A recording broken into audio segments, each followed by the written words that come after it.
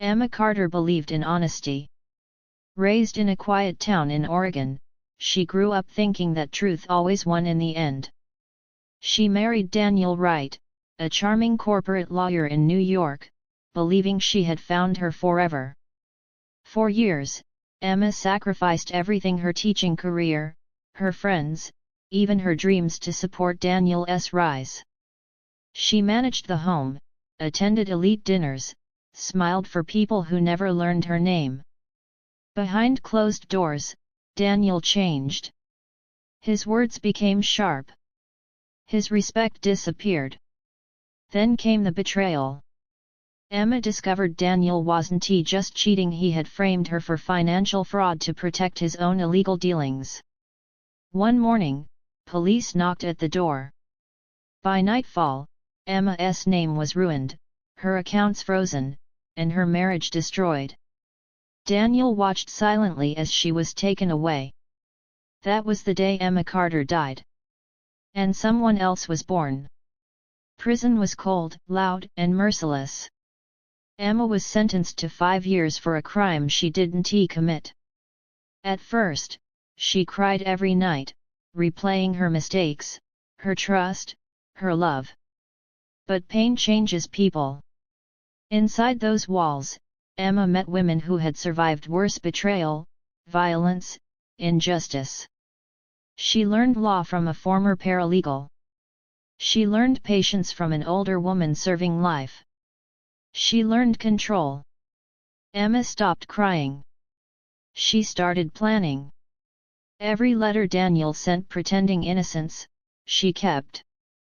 Every document she could legally access, she studied. She trained her mind like a weapon. By the time she walked free after 3 years on good behavior, Emma wasn't weak. She was precise. Emma moved to Chicago under a new identity, Claire Monroe. She changed her appearance, her voice, her posture. No one connected the broken woman from the news to the confident consultant she had become.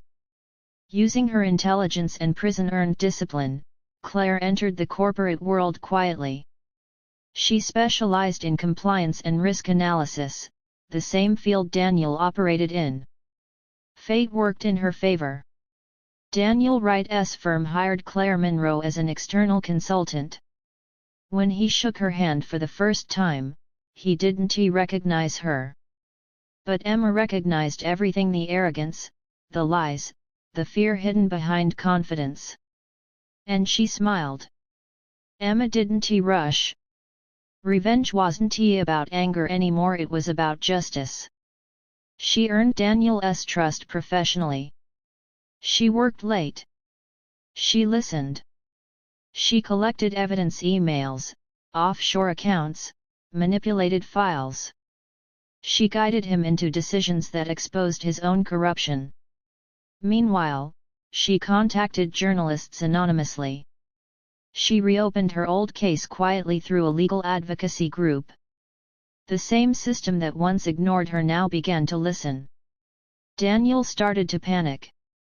His empire, built on lies, began to crack. And Emma watched from the shadows, calm and patient. The collapse came fast. Federal investigations. Media headlines. Board meetings filled with silence. Daniel was arrested in the same building where Emma once stood humiliated. This time, she was in the audience. When Daniel saw Emma, really saw her for the first time, his face turned pale. He tried to speak. She didn't respond. She had already said enough with her survival. The court cleared Emma Carter's name publicly. The same news channels that once destroyed her reputation now told her truth. Daniel received a long sentence. Justice didn't scream. It arrived quietly and stayed. Emma didn't celebrate.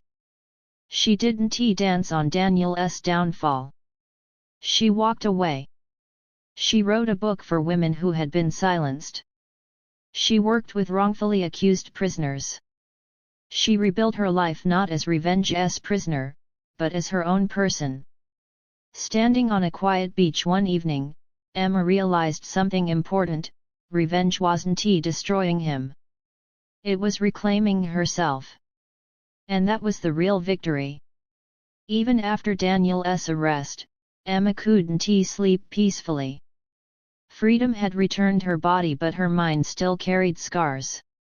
Nightmares reminded her of prison walls, cold handcuffs, and the shame she never deserved. One evening, she received an anonymous email: "You think it's over? It's not." Emma's heart skipped a beat. Daniel wasn't the only enemy. His network was bigger: partners, politicians, corporate sharks who had benefited from her downfall. Some of them were still powerful. Emma realized one thing clearly: her revenge had exposed a man. But the system that protected him was still alive. Emma decided not to disappear. Instead, she stepped into the light. She accepted an interview with a national news channel. Calm, composed, and fearless, she told her story not as a victim, but as a survivor. The country listened. Women began sharing their own stories. Wrongfully accused employees. Silenced wives. Manipulated workers. Emma's voice became a movement. But attention brings danger. She started noticing strange cars. Unknown numbers calling late at night. Someone wanted her quiet again. Emma smiled. She had been silent once. Never again. Using legal connections she built over years, Emma formed a non-profit organization, Justice Unchained. Behind the scenes, she reopened dozens of cold cases connected to Daniel's firm. Evidence pointed toward money laundering, blackmail, and corporate crimes reaching far beyond one man. Big names started falling. Board members resigned. Politicians denied knowing each other.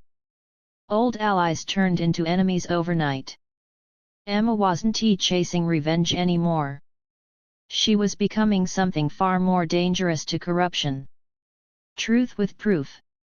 One night, Emma was attacked outside her apartment. A warning. Not meant to kill, meant to scare.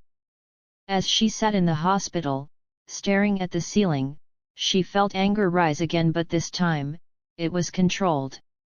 She recorded a video message and scheduled it to be released publicly if anything happened to her. It named names.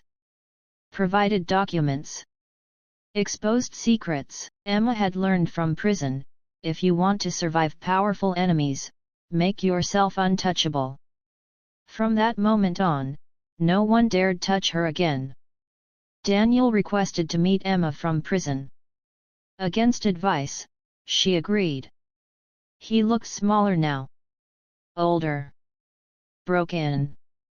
"I loved you," he whispered. Emma stood silently. "You destroyed me," he continued. "And I deserved it." Emma finally spoke.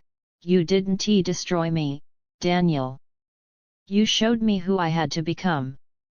She walked out without looking back. Some chapters don't need closure. They need distance. Years later, Emma stood on a stage, receiving an award for justice and advocacy. Cameras flashed. Applause filled the hall. But her proudest moment wasn't fame. It was the letters she received from women who said, "Your story saved me." Emma Carter, once framed and forgotten, had rewritten her destiny. She didn't win by becoming cruel. She won by becoming unbreakable.